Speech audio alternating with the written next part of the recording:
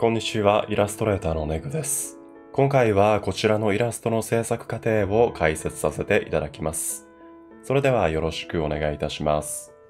また、このイラストを含め私が描いたイラストの PSD やメイキングは Pixiv ファンボックスにて閲覧可能です。イラストを描くとき、いつも最初からいいアイデアが思い浮かんでいるとは限りません。今回のイラストもアイデアがないまま描き始めました。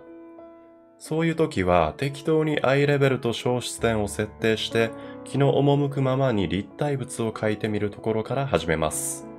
パースに沿って箱を置いていくだけでも背景の基盤は出来上がります。ここに人物を配置すると絵がかっこよくなるなと思える場所があるとさらにいいです。構図の良し悪しはそのような気持ちのいい配置を見つけられるかで変わってくると思います。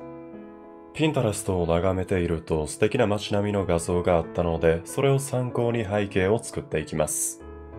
私はこのような構図を決める工程ですでに納得がいっていないといい絵にならないと思っています。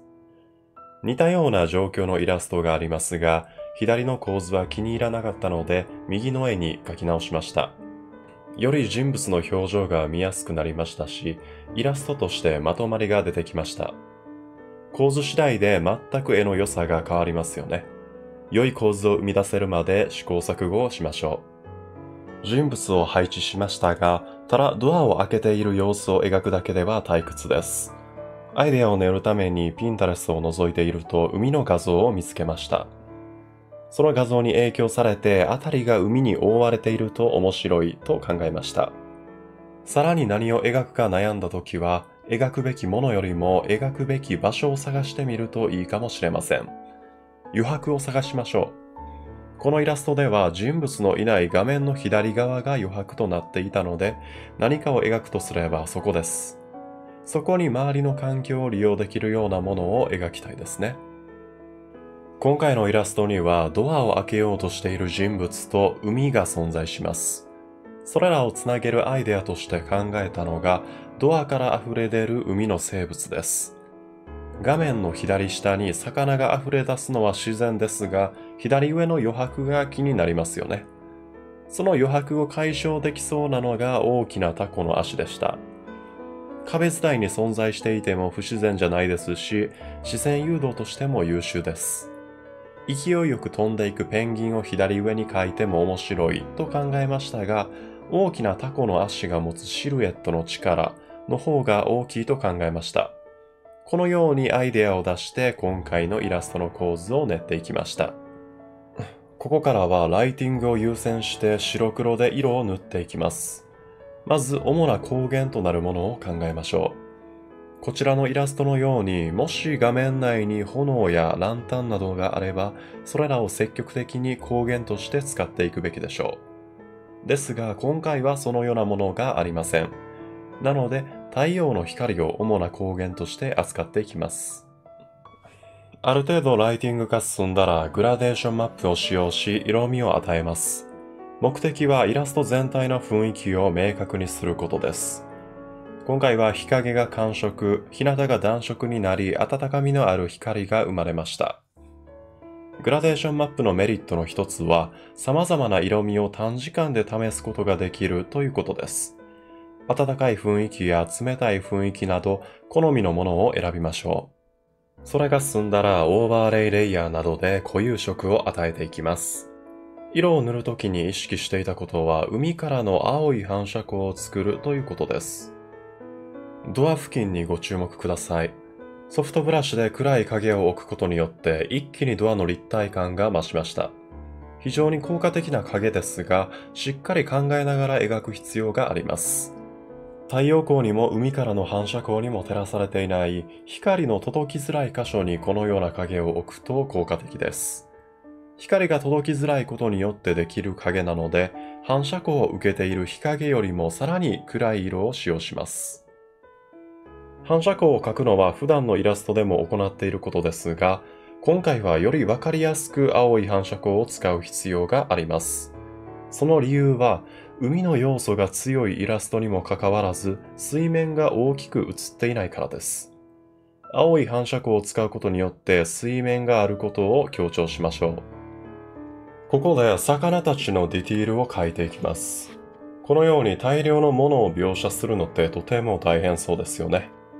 一匹一匹のディティールを細かく作るには時間がかかります。ですが、これを効率的に描くためのコツが存在します。それは大小の強弱をつけるということです。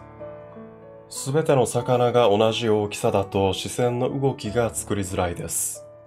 目立つ大きな魚がいることで視線がそこに集まります。それと同時に小さな魚が目立ちづらくなります。なので小さな魚のディティールが荒くてもそこまで問題にはなりません。改めて完成図を見てみると分かりやすいと思います。明らかに目立つ魚とカニがいることで小魚が荒く描かれていても目立ちづらいです。目立つ場所に視線を集めるだけでなく、目立たせたくない場所に視線を活かせないことも視線誘導です。そういう意味では視線誘導が上手くなると描くのにかかる時間が短縮されて効率的に絵を描くことができるようになると思います。この考え方はこのイラストだけではなく他のイラストにも使用されています。例えばこちらをご覧ください。背景のディティールについてです。目線が集まりやすい頭の近くの背景は光の描写に力を入れています。逆に左上の背景は色数も少なく比較的短時間で描くことができました。ちなみにレンガのディティール描写についても強い場所と弱い場所を作っていますが、これも意図的なものです。物が均等に並んでいるよりもある程度崩れている方が視線に動きが現れますね。この辺りでドアの上の装飾を描いていきます。画面を切り替えて別のレイヤーに描いていきます。パースを考慮する必要がないので直接描くよりも難易度が低いです。そして左右反転の機能を使用するとさらに効率的にかっこよく描けます。と思ったのですが、ドアでほとんど隠れてしまいました。これはやってしまいましたね。そろそろこのイラストにおいて主要な部分が出来上がってきました。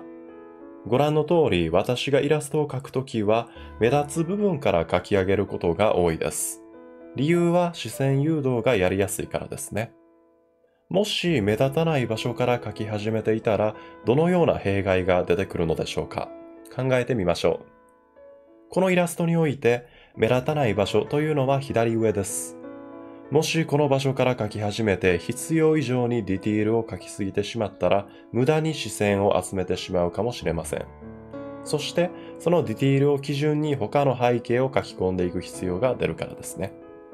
こちらの魚の頭をご覧ください。大きさを調整して一気に目立つようになりました。このイラストは人物、魚、タコの足によって三角形が生まれているのですが、魚だけ強く目を引くポイントがないように見えました。魚全体で目を引くのではなく強い一点が欲しいのです。そして魚の大きさを調整することによってバランスが良くなったと思います。人物の目線の先に魚の頭があるのも効果的です。それだけでなく目立つもの同士が近くに集まったことによって目線が散りにくくなるのも良い点です。背景の情報量を足していきます。壁に日々などを描くときも魚群を描いたときに言ったことを意識します。均等に描きすぎないようにしましょう。たまにパースに沿った線を描いてみるとかっこよく見えると思います。ドアの質感を描くときも縦の線を意識して描きます。そして人物の輪郭をなぞるようにドアに光を当てました。これは人物を目立たせるためです。人物の顔に光が当たっておらず目立ちづらいという時に人物の後ろに赤い色を置きます。コントラストが生まれて視線が集まりますよね。他のイラストでもこの技術を活用しています。光が当たってない部分を目立たせるための手法です。逆に光が当たっている部分を目立たせたい場合は背景に暗い色を使います。難しく語りましたが、要は目立たせるためにはコントラストが必要ということです。ここからは水を描写していきます。私は水を描写するときは必ず資料を見ながら描きます。注意することはどこに水を描くべきか先に考えることです。目立つ大きな魚やカニが見えなくなるということは避けたいです。逆に、ディティールが荒い場所に水を描写するとごまかしが効いて都合がいいですよね。手順としては、まず不透明度の低いブラシで水を薄く塗ります。次に不透明度が少し高いブラシでしぶきや反射を描きます。ぼかしツールなども有効だと思います。最後に水と背景の間にソフトブラシで影を描いてあげると存在感が増します。最後に説得力のある塗り方についてお話しします。これは新しい私の講座でさらに深くお話ししている内容なので、興味がある方はチェックしてみてください。まず、説得力のある塗り方とは何なのでしょうか。私はどの方向から光を受けているかを伝えられる塗り方だと思っています。まず、基本事項として光源と向き合っている面ほどより明るくなるということです。我々はそれを自然と理解しているので、光源を目視せずともどの方向に光源があるかを感じ取れるはずです。それをイラストでもやってあげましょう。階段を例に考えます。まず太陽に照らされているともちろん明るくなりますよね。ですが、この角度から光が来ていると、向き合い方が強いこちらの面がより明るくなります。太陽が沈んで角度が変わると、このように明るくなる面が変わります。改めてこのイラストの階段の色を見ると、空を向いている面の方が明るいですよね。おそらく太陽が高く昇っているお昼時なんでしょう。このように少しでも面に明暗をつけると読み取れる情報が増えていきます。同様に天井と壁に明暗の差がありますが、天井の方が明るいことで下からの反射光を感じ取れますよね。このように面と角度を意識できると、より表現の幅が広がると思います。今回の解説は以上となります。いかがでしたでしょうか。それではご視聴ありがとうございました。